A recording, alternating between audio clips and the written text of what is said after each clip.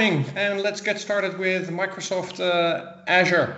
And Azure is a huge thing, and so it's very hard to squeeze some informational content in half an hour. But I've done my best. I have some demos in there as well. So I suggest we just move along. So welcome, and my name is Jasper. I'm a solution architect with Inova Solutions, and I've been working with Azure for, well, I think 6 or 7 years now. So I'm pretty familiar with what the capabilities are and how it works and what are the benefits and stuff like that. So I'm just gonna get started. So here's me again.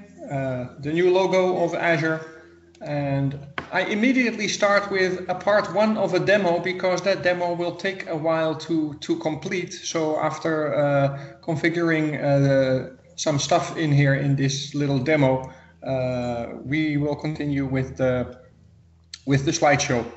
So I now opened the Azure Management Portal. So This is where you do your stuff in the graphical user interface. Of course, we have stuff like PowerShell and command line interface for management as well. But hey, we're Windows persons, so we prefer to have a graphical user interface and just do some clicking with the mouse. And I discovered a very nice little script on a website, and this little script will create in about 20 minutes a complete new Active Directory forest with 2 domain controllers in there. And I just want to show you how easy and how smooth that goes. And then in about 20-25 minutes, we can look at the result. So I'm just going to click the button here, Deploy to Azure. And then it will ask me for some stuff in here. I have to give the computer some names and an administrator account.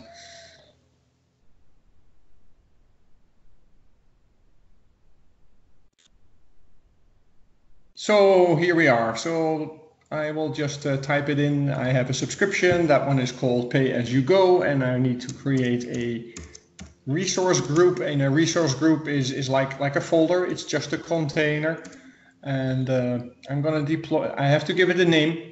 A location, so that's an Azure data center location. Normally out of the Caribbean, we would select South Central US because that is the closest data center nearest by. And I'm not going to create a child domain, so I put that on false. But I do want to create a secondary domain controller. So that one goes to true. Then I have to give my domain a name, so I will call it Inova webinar.com. That is nice. No child domain. An admin username, admin Jasper, and type in some fancy password and select virtual machine size. I will come back to that later on. Server 2012, that's fine with me. I'm going to have to create a network because a computer without a network is no computer. So I have some network settings over here. And then I have a computer name, and this is the computer name of the second domain controller that I'm going to build. So I agree with the terms and conditions, and I say purchase.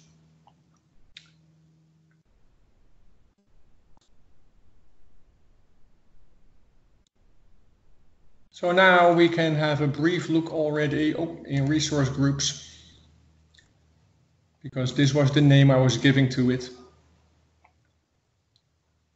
And the first stuff is already being deployed. So we already have a network, and we already have something called an availability set. And every time I hit refresh, we will see more stuff appearing. So now this is going to be built. 2 domain controllers in a subnet, and that will take like 20 minutes. And so by the end of this session, we'll get back to this screen, and we can actually connect to that brand new domain controller. So that is very briefly part 1 of the demo, and later on we'll go back to part 2. So let's talk about Azure and see what that is about.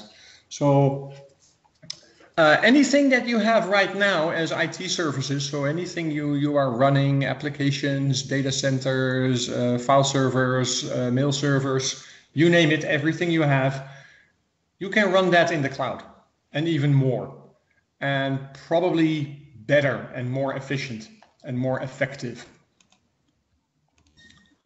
So, and I will explain these words later on. We have stuff that we run with what we call software as a service. Then we can do stuff that we call platform as a service. And then we have stuff that we call infrastructure as a service. So just to explain that a little bit, I made a very nice drawing of that on how you should see that. So probably when you have your stuff running on premises, you own and manage all of this. So you have your networking, you have your disks, you have your servers, you have your hypervisor, VMware or Hyper-V or whatever. Then you have your operating systems, you have your applications, you have your data, and you have to actually buy and manage all of this. Whether you use it or not, you have to buy it, otherwise you don't have it. So now we look at the cloud. So this is a model where the vendor will manage the networking, the storage, the hardware, the servers, and the virtualization. And on top of that, you can deploy virtual machines, so operating systems and applications, and run your data in there and run your applications in there. So the purple stack is managed by you. The blue stack is managed by the vendor. And the purple stack is managed by you. And we can take that a step further. We call this is infrastructure as a service. So the infrastructure is managed by the vendor, and on top of that, you can build whatever you need to build in there. If we take it a step further, we can look at a situation where the vendor manages even more. They also manage the middleware and the operating systems and your runtime. And the only thing you have to manage is your data and your application. So hopefully already you see some benefits of that situation. And this is what we call platform as a service. So the only thing you have to manage is your application and your data. And when we talk about Azure, that would be Microsoft. We'll take care of the rest. And then finally, we come to a situation where everything is managed by the vendor. And this is what we call software as a service. So there is really nothing for you to manage. You don't manage the application, you don't manage the data, although it's your data, it's still your data, but everything is managed by the vendor. So let's put in some examples in there. So in infrastructure as a service, we talk about virtual machines and virtual networks. So actually that is what I just deployed in that part one of the demo. I deployed 2 virtual machines and a couple of virtual networks. In the second situation, platform as a service, and I have some examples of that later on as well, would be a website. So, of course, if you run your website now currently on premises, you have a web server that is running a website. But chances are that you are totally not interested in having the server. You only are interested in having the website. So that is what platform as a service offers you, just the website, and not the underlying hardware and operating systems and whatsoever. And the same applies for SQL databases. So SQL Server databases are very common for a lot of organizations, but a lot of organizations are definitely not interested in having SQL servers. They are hard to manage, they are pretty expensive, a lot of management and configuration goes in there, and you're probably only interested in having a SQL database. So on Azure, SQL databases are available as a server, and you don't have to worry about operating systems and SQL Server and whatever.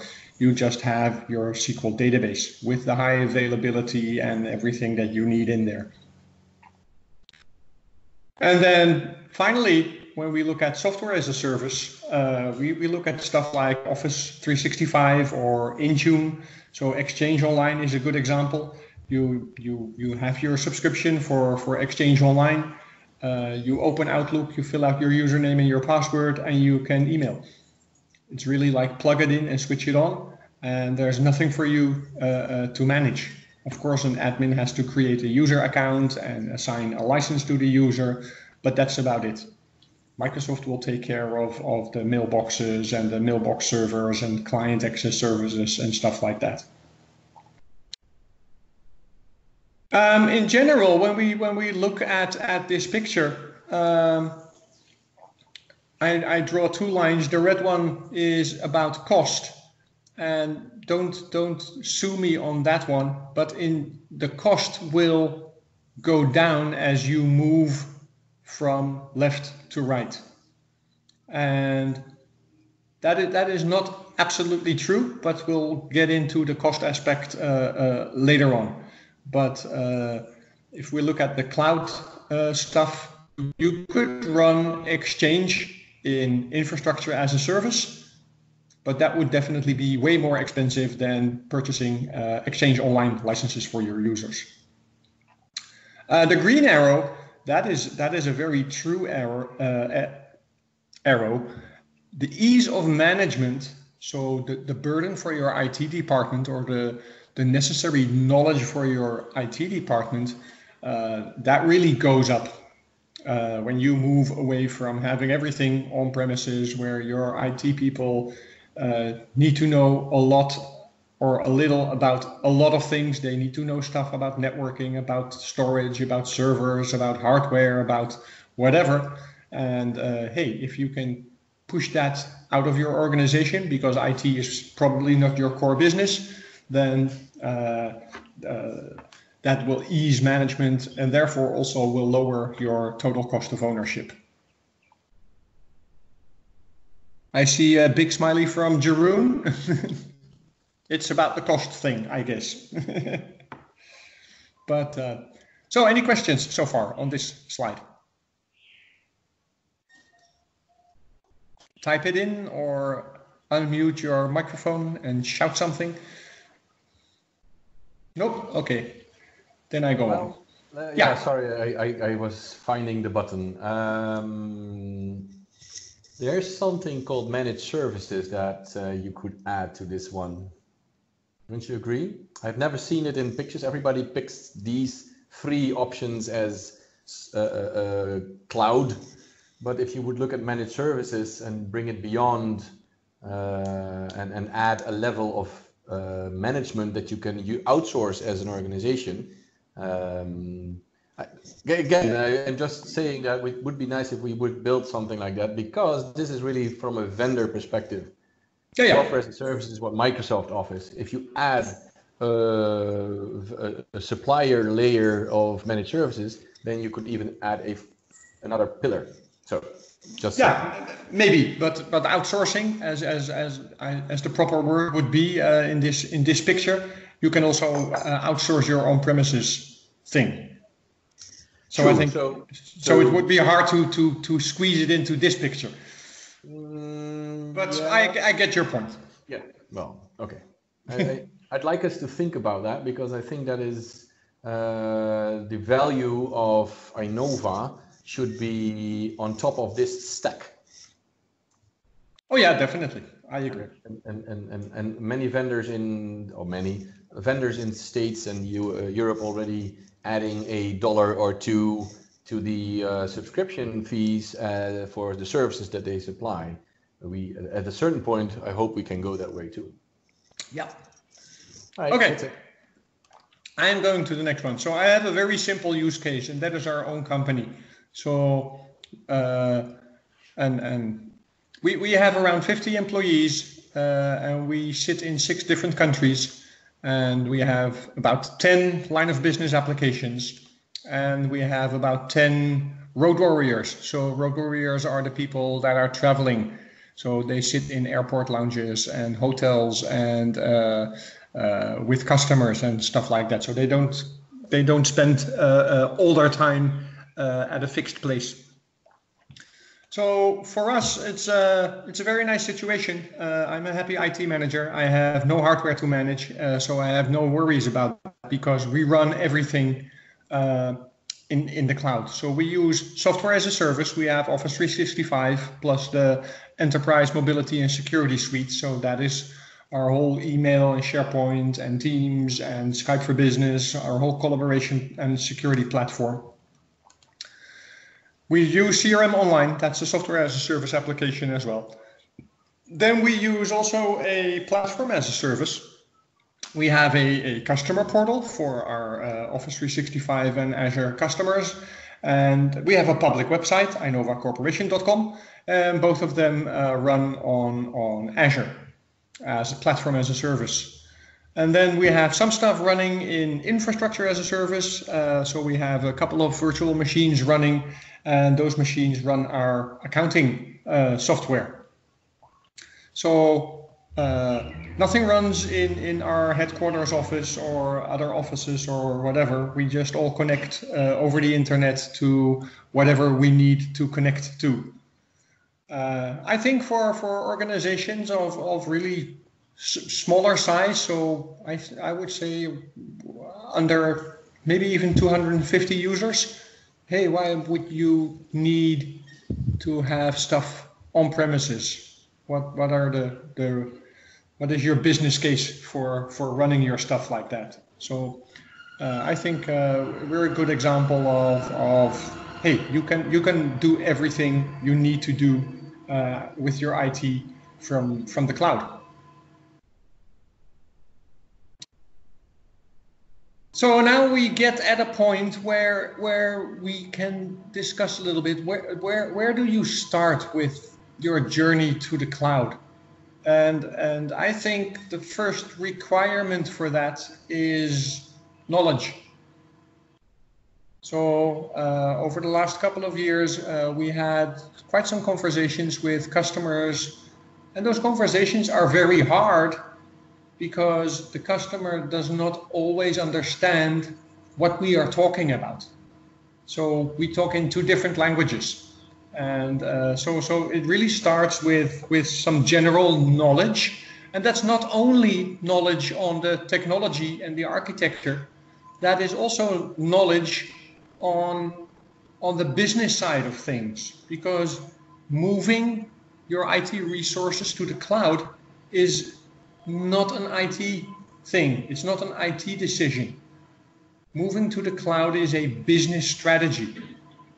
It really affects the way your organization works. So there needs to be some knowledge at the business decision level also. And then also you need to have some understanding on the finance side of things, because moving to the cloud also means that you are moving from a capital expenditure where you have to do upfront investments in hardware and software versus an operational expenditure where on a monthly basis you pay what you use. So these are really things that you need to understand before moving to the cloud makes any sense.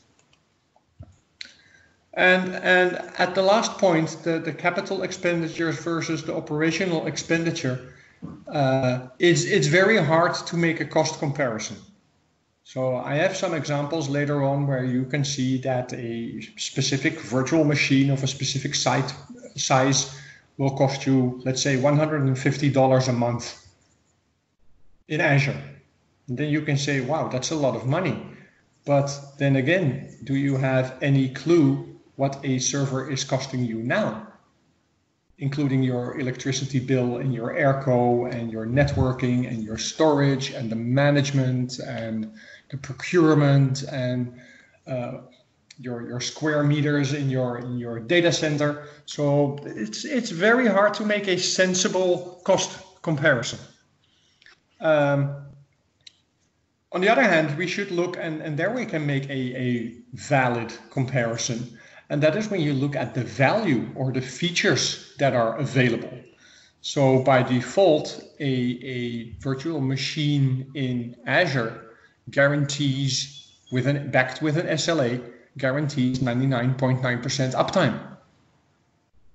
And if the data center where that virtual machine is running fails, then Microsoft will take care of that. That virtual machine will run in another data center and you will be redirected automatically. You have nothing to do for that.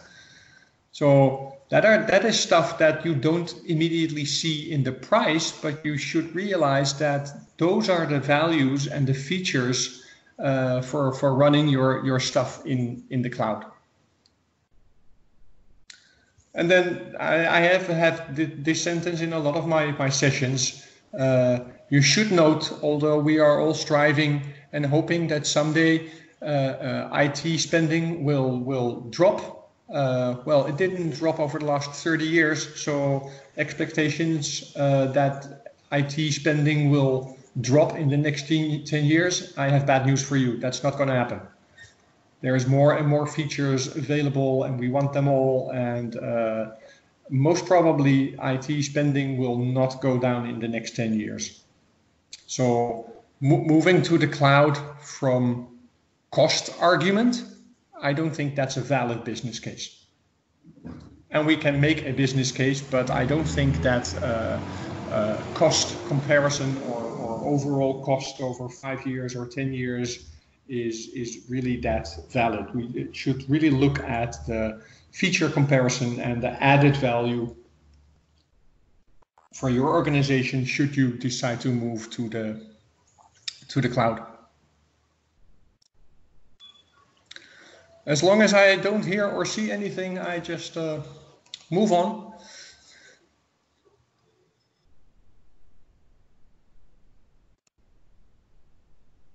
So, where to start? Let's look at some real workloads now. So I think this is a very good start for a lot of organizations. Hey, let's test stuff in Azure. You have a plan for a new application or whatever you want to get your hands dirty on that application or that server, or you want to upgrade from Exchange 2010 to Exchange 2016. Hey, install Exchange 2016 in Azure first and get your hands dirty and see how it works so that you don't have to touch your production environment immediately. So for everything that is related to development or testing or learning or training, get those people out of your production environment and give them an Azure subscription and let them do their stuff out there. Then this is a very, very sensible thing. A lot of organizations have compliance regulations telling them to have their backups offsite. And that's very sensible, because if your building burns down and you have your backups in your building, then you don't have your backups anymore. So you can put your backup in the cloud and do your disaster recovery out of there. Or you can take that a step further and you can use Azure Site Recovery. That means that you have a copy of all your servers sitting, waiting in Azure, a so-called cold site or a warm site. And should your own data center get on fire, or you have a flooding or whatever, you switch over and within a couple of hours you will be up and running, because everything will then be spin up in Azure, all your application servers and stuff like that. So that is a sensible solution as well.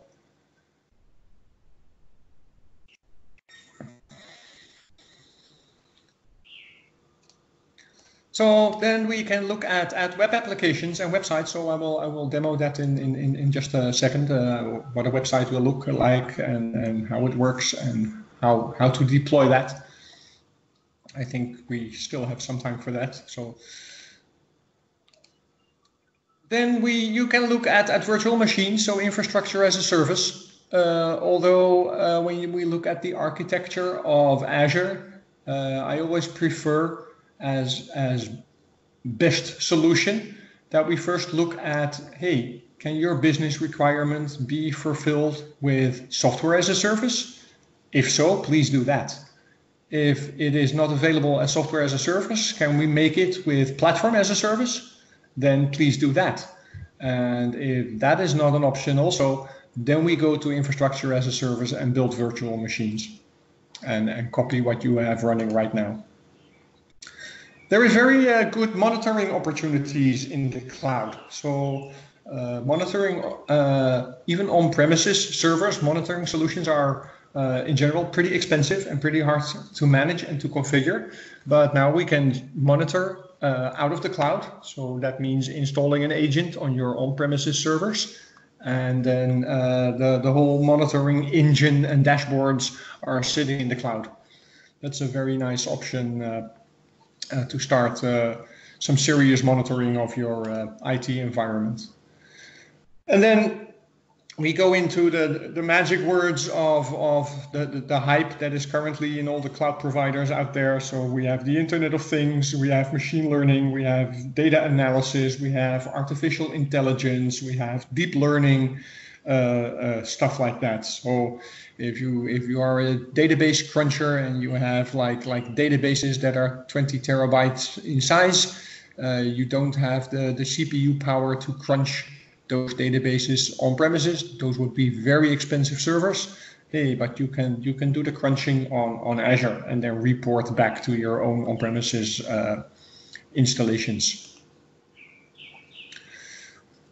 And then we have a couple of strategies. So on the left side, everything is on premises. On the right side, it's cloud only, and in between, we have something called hybrid. So you choose what workloads you want in the cloud and what workloads you want on premises, and then we try to make that as transparent for IT management and for users. We try to make that as transparent as possible. And even if the end of your journey would be that you're cloud only, there will be a situation where you will be in a hybrid situation, because we can probably not move everything you have over the weekend into the cloud. That will take some time. So before we go into the second part of our demo, for which I have another 6 minutes left, so I have to hurry up. If you're interested, you can scan this little code, or you can Sharma will put the link in the text box as well. We'll have some deep dive sessions on the same topic, on how to get started with Azure. On Aruba, in Ecuador, on Jamaica, and in Trinidad on the 5th of December. Although on Aruba, that will be me. That would be the 12th of December, because I'm not on the island next week. So here comes another one. So Sharma will paste this one as well in the text box, and we will make the slides available as well after this session. So let's hurry up and move over to part 2 of our demo. So this is where we left off, and I see that it is not yet completely done. So now in this screen we can see that we created 2 virtual machines. So that is root DC1 and root DC2, and we so it looks like everything is there.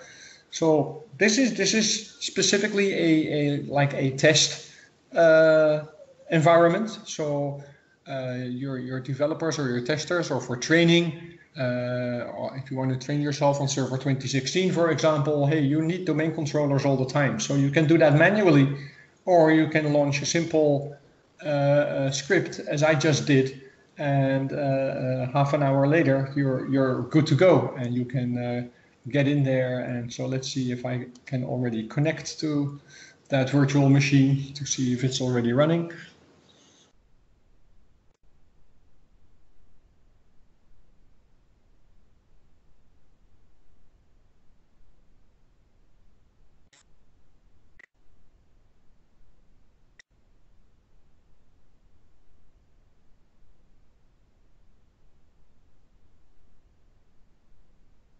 So there we see some metrics. It has been pretty busy over the last 20 minutes. And if I click here on connect, I will just get a very nice, simple Yeah, you can do it.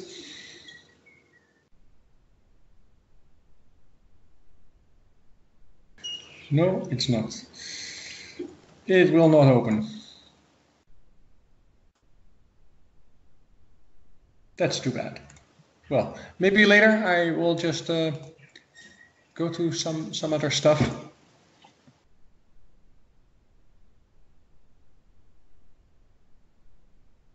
So I told you about a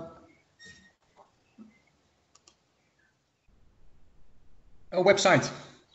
So we are currently moving our own public website. So that's inovacorporation.com. We are moving it, and we are actually moving it into a Linux environment. So we will run Linux on Azure.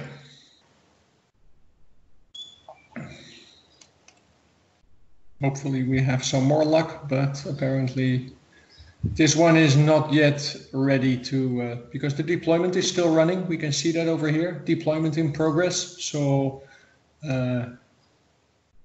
that's a pity, because this morning it was finished in 20 minutes and now it's already running for over half an hour and it's still not finished yet. But that's, so I cannot show you the end result of this one. So let's have a brief look at the Azure portal. And then it's time to move. We have 2 minutes left. So this is just the Azure portal. So you log into portal.azure.com. And in there we have a couple of relevant things. Everything starts with having a subscription.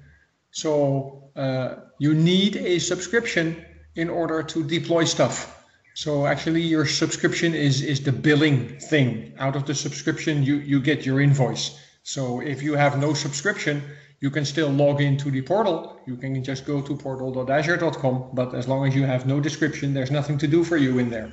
So that's the first level.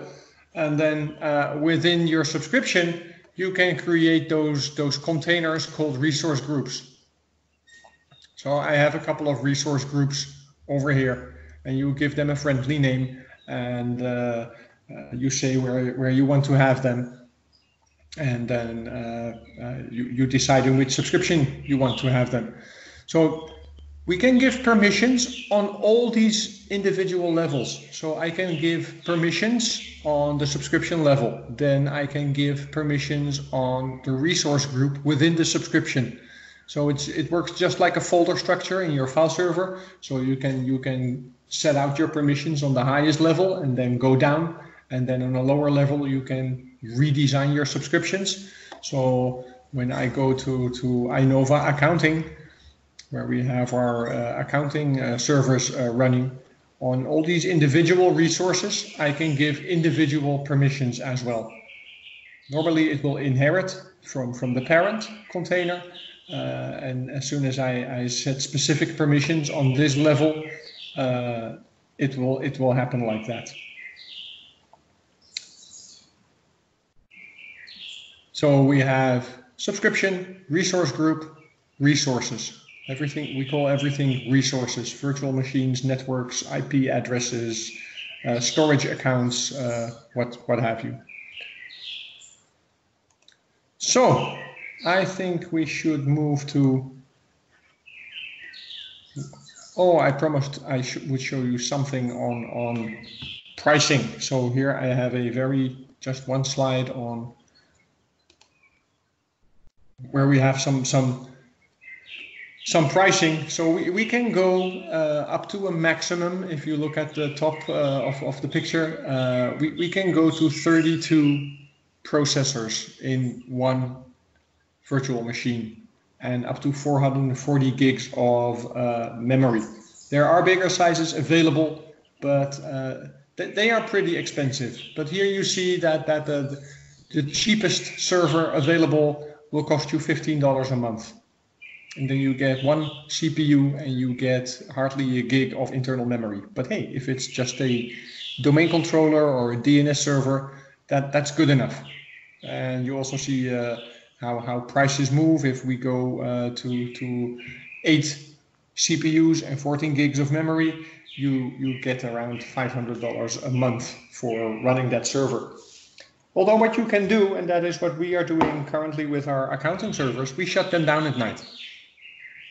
So at 9 o'clock in the evening, the servers shut down, and at 7 o'clock in the morning, they start up again. So during night hours, we don't pay because, hey, you pay per hour. You pay for actually what you use. So if you shut down your servers at night, you don't pay for them. So we have to be smart in getting the cost down. So I will end that one because, I did not have a Q&A slide. So, but we will do some Q&A right now. So shoot.